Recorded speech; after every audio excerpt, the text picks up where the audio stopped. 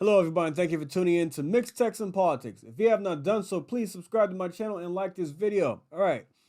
Good guy with a gun kills a bad guy in El Paso, Texas.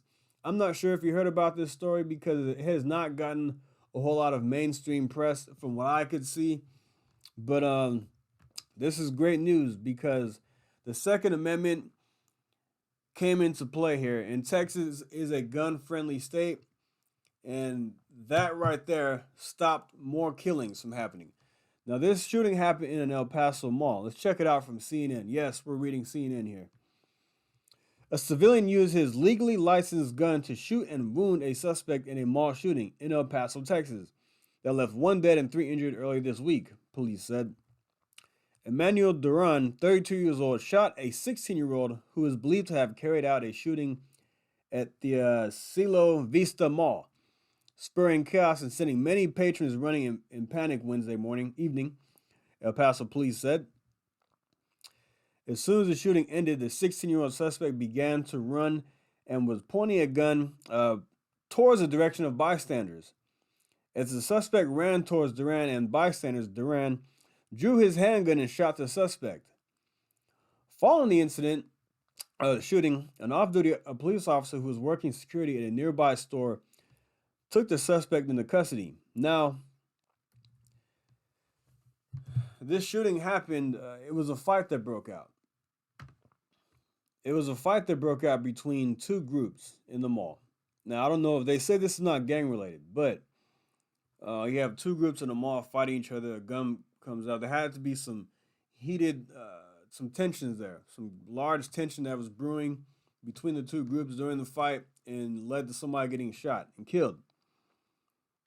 I don't know if this was gang related, but it sounds like it was an incident between, like I said, two groups. It may have been gang incident, in my opinion. I don't know. We'll see what the investigation comes out and says. But the big story here is that more people could have been killed. More people could have been shot. It's always a tragedy whenever people die in general from shootings. Like I said, this seems like it looks like it's between two groups. Could have been gang related. Young guys got into a tussle and got into an argument. Rival gang members, who knows, saw each other and started fighting. But this 16-year-old guy was likely going to shoot more people. Innocent bystanders had nothing to do with this. And then this brave young man took out his license to carry his licensed firearm and shot the suspect. Did not kill him, but he injured him. And then he went over to check on him and try to provide care for him. So in my opinion, this guy is a hero. He did a stand-up thing and protected himself, protected others around him, and then still went on to provide care to the shooter.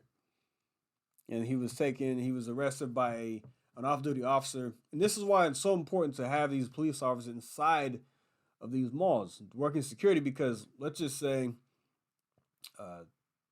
the guy who put out the gun, the good guy with the gun, was not there. The officer got there within a couple of minutes. Yes, every minute counts, every second counts.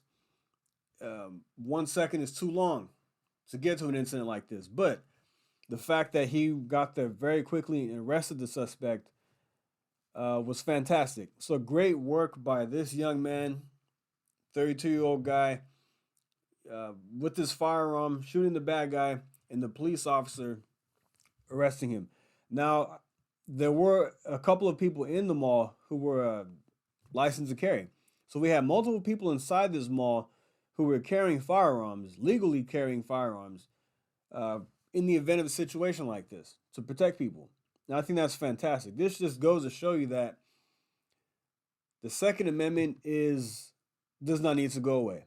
You have the Democrats out here trying to pass laws and get things done to make it difficult. They're never going to outright ban guns, but they can make it difficult for you to get one.